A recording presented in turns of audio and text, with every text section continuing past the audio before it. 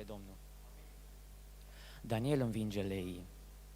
Daniel era un sfetnic, înțelept și devotat, un iudeu ales și vrednic ca să fie onorat, ca să fie dregătorul peste zeci de dregători, ca să-i se dea onorul cu rapoarte și scrisori. Rob în Babilon. Dar iată, Dumnezeu l-a înălțat într-o slavă nevisată să stea lângă împărat. El avea un duh fierbinte, falnic și strălucitor, mai presus de orice minte și de orice dregător. Nu putea să-i stea în față niciun sfetnic, niciun prinț, căci în el era puterea de la Dumnezeii sfinți. Mult au încercat să-l prindă sfetnicii de la palat, să-l destituie, să-l vândă, să-l găsească vinovat. Dar degeaba, nu se poate, n-au găsit niciun suport, n-au găsit în el păcate ca să-i facă vreun raport.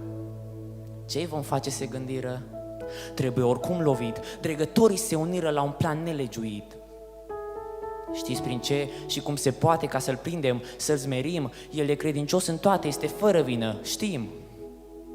El se roagă foarte tare către Dumnezeul său. Iată mijlocul prin care îl vom prinde pe iudeu. În această acțiune trebuie lumină clară, să-i oprim din rugăciune pe toți oamenii din țară. Știind toți că cel profetul nu-și va lepăda credința, de sentința sau decretul îi va lepăda ființa. Dariu nu știa secretul, împăratul poruncește, iscălind și el decretul, dorința le împlinește. Dacă cineva se roagă către Domnul sau la zei, va fi condamnat la moarte, va fi aruncat la lei. Din cetate în cetate, dați de veste tot să știe, hotărârile luate de la tronul de domnie. Frica morții îngrozește zecile de națiuni, nimeni nu mai îndrăznește să înalțe rugăciuni, niciun clopot nu mai bate, parcă toți au înghețat. Din cetate în cetate, vestea a înspăimântat. Cu fereastra larg deschisă, Daniel, un vechi profet, a călcat porunca scrisă, a călcat al lor decret. Leii nu i-au pus probleme, către Dumnezeul său el se roagă, nu se teme de puterea celui rău. Dregătorii stau la pândă, iată omul vinovat, ei îi cer cu toți o sândă, moarte, fiindcă s-a rugat. Împărate, nu-i scăpare, în zadar îți pare rău, noi îi cerem condamnare, s-a rugat lui Dumnezeu. Dariu mâinile își spală, ca și mai târziu Pilat, condamnându-l cu îndoială pe acel nevinovat.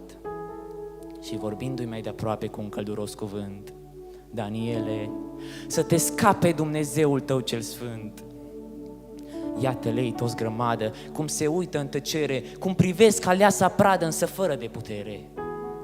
Împăratul se trezește: Daniel, aș vrea să știu, este mort sau îl păzește Dumnezeului cel viu? Vreau să văd, nu vreau rapoarte, ce-i cu omul credincios? Oare a scăpat de moarte sau este neputincios? Iată groapa nimicirii, iată-l și pe Daniel, leii parcă stau la pândă, parcă toți se tem de el. Atunci a luat cuvântul împăratul plângător: Daniele, oare cine ți-a venit în ajutor? Tu ești viu, credeam că leii între ei te-au sfâșiat, împăratul și iudeii s-au uimit și s-au mirat.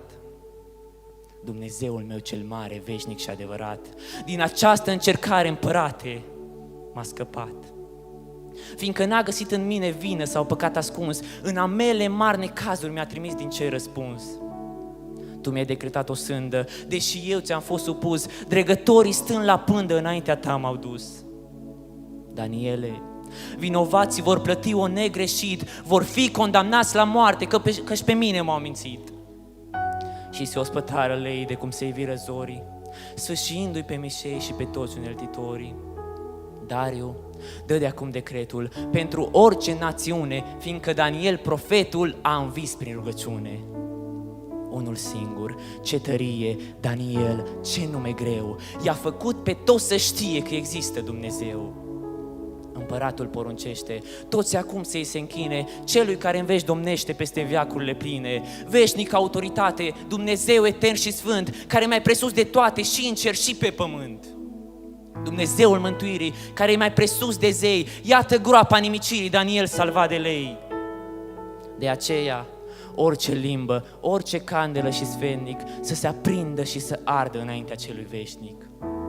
Căci a lui împărăție este fără de sfârșit, Dumnezeul mântuirii care toate le-a zidit.